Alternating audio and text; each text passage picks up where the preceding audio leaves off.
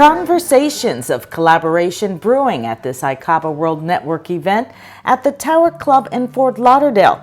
It's a familiar sight for these members and guests who come together to build relationships and share a meal. The organization serving over 13,000 professionals around the world at every level, including billionaire. If you don't network, you might not work. It's all about relationships. It's all about people we know. It's all about people that know us. And that's why these kinds of gatherings are so important. And when I met Hutch, I've seen these kinds of gatherings before in my life. They're all over Detroit, Atlanta, Chicago. But I never had met someone who had the passion that he brought with him. Relationships are critical. Bill is an everyday guy, okay? Community college graduate. Somebody grew up in a small town, went through becoming a social worker, and now runs a multi-billion-dollar corporation. So there was nothing about his background early on that suggested that he would be walking with kings and queens and heads of state and so on and so forth. But he does. And not only walking with them, they come to him, looking to him for support, looking to him for advice. And so the humility, the compassion, and the passion he has for helping others, the example that he is in terms of how he carries himself, for me, that's a great model to follow and emulate. Dr. William Pickard may be ordinary, but his resume is not. Known as Bill Pickard to most, he started out as a social worker before becoming one of the first Black-owned owners of a McDonald's franchise. He announced the release of his new book, Surviving the Shift, 7 Proven Millionaire Moves for Embracing Change and Building Wealth, then talked about how he stumbled into business. Well, stumble means that there are a lot of black men and women in the city of Cleveland, Ohio, in 1967-68, who were fighting to get McDonald's to finally admit black owners. And even though I wasn't in Cleveland, I was in Columbus, Ohio, and I was working at McDonald's, working on my PhD, and this is what God does. One of the executives of McDonald's came to the restaurant. He said, "You from Detroit?" I said, "Yes, sir." He's a muckety muck. He says, we're going to open some McDonald's in Detroit for black people, for black people. So I give him 3 names, Dennis Archer, Doug Smith, and Bill Pickard. All my fraternity brothers, all the guys I went to school with. And Dennis was in law school, Doug was getting an MBA, and I was looking for a way to make some money. And so that's what happened, and that's what God does, and I'm still benefiting from that tremendous introduction of stumbling. I'm a profound believer in exposure, profound believer in vision, because even the Bible says, without vision, the people will perish.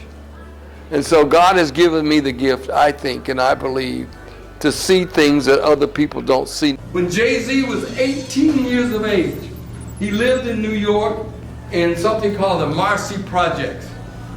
And the story goes, this young man, and those of us who grew up in the projects, we know that the projects have these little small windows. Jay-Z was 18 years of age. And the story goes that he went to these little windows and he wrote the following lyric for one of his raps. Your vision must be greater than the window you're looking through. So we got some big windows here. But let me tell you right now, my vision now is greater than all these windows. And I imagine Jay-Z's vision as a billionaire is greater than all these windows. You heard them introduce me as a co-managing partner of the MGM Casino in Detroit. Now the casino in this case is not somebody's basement. This is a real building. And MGM is a real publicly traded company. So how does a Bill Pickard become co-managing partner of the MGM Casino in Detroit, Michigan? My roommate in college, we were 19, 20 years old. I was a social work major. He was a special ed major. 30 years later, he's a lawyer and the mayor of the city of Detroit, and I is a social worker in Detroit with 1/3 of one McDonald's. And MGM says, Mr. Mayor, can you give us the name of a business partner in Detroit that might be able to work with us? He said, sure. My college roommate, Bill Pickard. That's how I became the co-managing partner of the MGM Casino. It's relationships. If I want to talk to somebody, I'm going to call Hutch. I'm going to call Hutch. Because once you know your mission, then you put together your coalition. Come on now, talk to me. Wake up, wake up. But relationships are critical. Jay Reynolds, I can always know I can call Jay Reynolds. Horace, my God, everybody knows that wonderful family. But it's all about relationships. Bill Pickard. I actually met Mr. Pickard, or Dr. Pickard, at an ICABA event that I actually was sponsoring with Hutch. Mr. Pickard walked up to me and said, hey, look, son, what are you doing with your life? What are you doing with your life? Where are you headed? And I thought that was a strange question, but it was coming from a millionaire, right, a gazillionaire. So that was enough for me to say, well, I got this going, I got this going, I got this going. He said, I'll tell you what you do. What are you doing tomorrow night? I said, probably nothing, Mr. Pickard. He said, well, I'll tell you what I want you to do. I want you to meet me for dinner. And that's where it started. I met Mr. Pickard for dinner and we had a conversation. He asked me again, where are you headed? What are you doing? I understand what you do for a business, but where are you really headed? And I really couldn't answer him. I felt like I babbled and I did not give him an answer that I felt good about. Mr. Pickard and I sat down and had dinner again. I had a full-fledged plan of not only running my business, which is 20 years old, I might add, 20-year-old multi-million-dollar business, but I didn't know where I wanted to be and what kind of legacy I wanted to leave. And as a result of that conversation, I began to have those conversations with myself and map out a plan to say, okay, this is what I want to do. This is who I really want to be when I grow up. And it was a pivotal moment for me. It changed the trajectory of me, my life. It changed the trajectory of my business. And I will always be grateful for the fact that that man took the time out to talk to me. Finally, as I close up, is faith. Now, I can't tell you if you're a Baptist, a Buddha, a Muslim, or Seventh-day Adventist. I don't really care.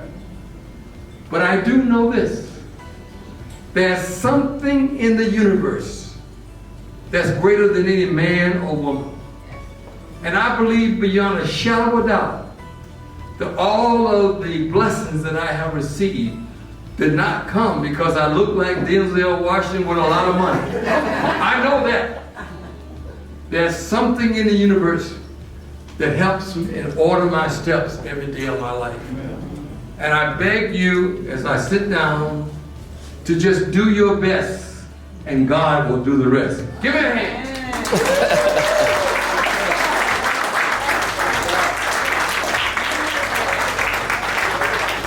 I think Bill Pickard said it best. He said, if I want to talk to someone, if I want to meet someone, the first person I'm calling is Hutch. I have yet to be at an organization that delivers the way that he does and personalize it the way that he does, and everyone here really supports, and it feels